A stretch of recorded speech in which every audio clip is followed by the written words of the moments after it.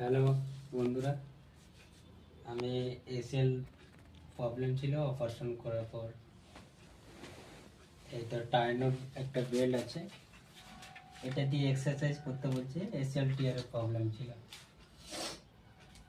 তো কি করে এবারে রিকভারটা হবে সেটা আস্তে আস্তে দেখব। এবার কি করে, এখানে একটা টেবিল আছে, এবার কি করে ওটাকে আস্তে আস্তে পাটাকে ভর দেবো। আস্তে এরকম এলাম, উঠলাম, এটা 5 বার করতে হবে, কিন্তু যেটাতে হয়েছে ওটাতে করতে হবে, কারণ জোরটা এটাতে পাবে।